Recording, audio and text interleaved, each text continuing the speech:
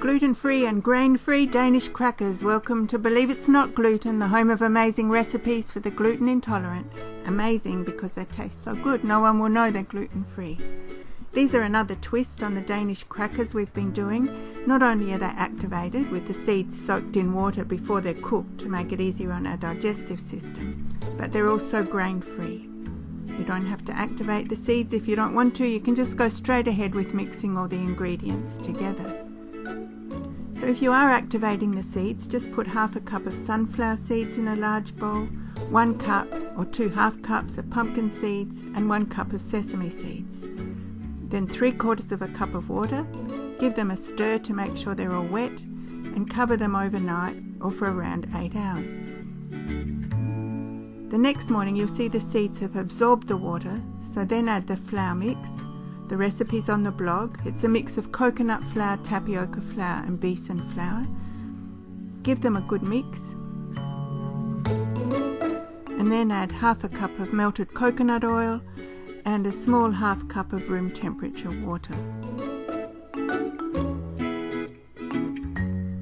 Mix that into your dough.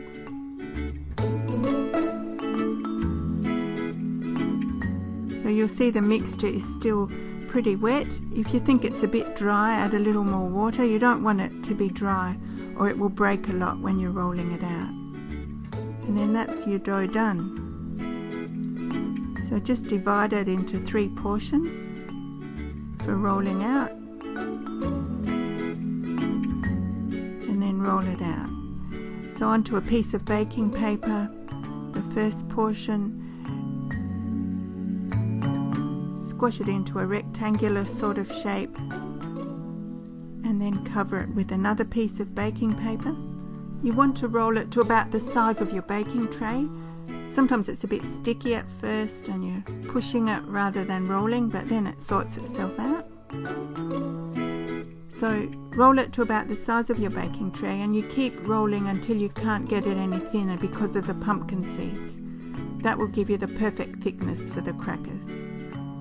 This one's actually working out really well. All I really need to do is trim up the edges. It doesn't always roll into a nice shape as easily as that. So trim up the edges, put the scraps back in the bowl.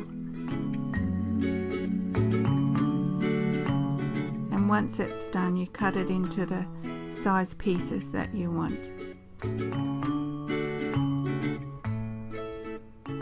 You'll find this dough is a bit more fragile than the regular Danish cracker dough, so it does tend to tear a bit as you cut it, but it's easy to just patch it up.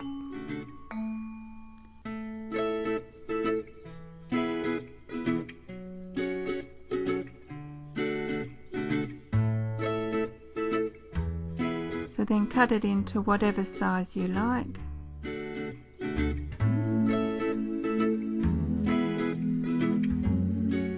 See that piece there tore a bit, so you can just patch it up.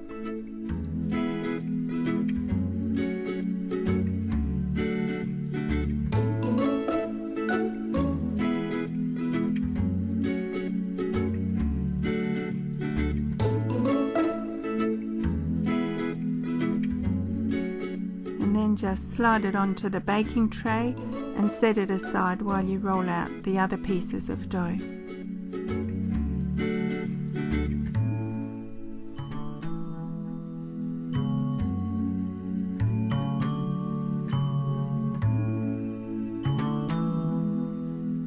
Just rolling until you can't roll anymore because of the pumpkin seeds.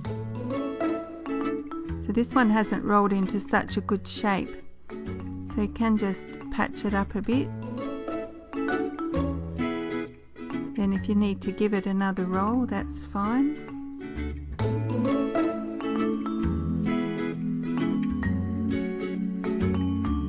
This would probably be okay, but if you want to improve the shape, you can just add extra bits of dough to the edges, like this. And do whatever you like with it really. Then give it another roll. trim up the edges.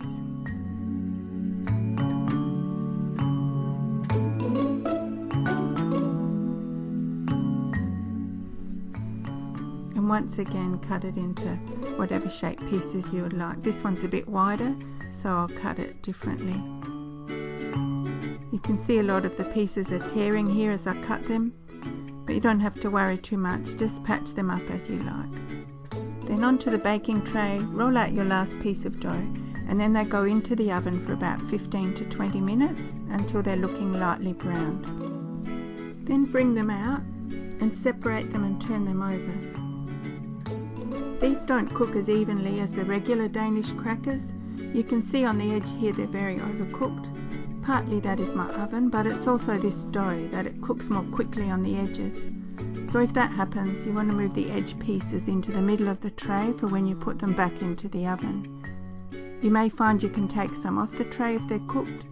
If you think some are fully cooked, don't put them back into the oven. They're not nice if they're overcooked. They just need to be dry and crisp.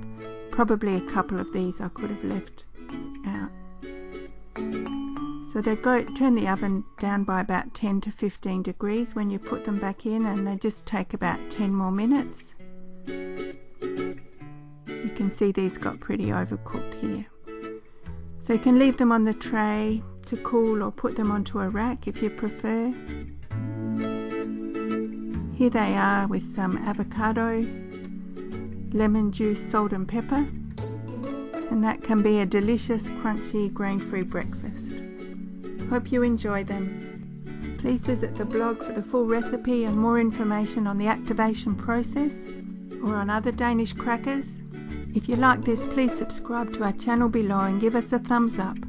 Thank you for watching, and believe it, it's not gluten.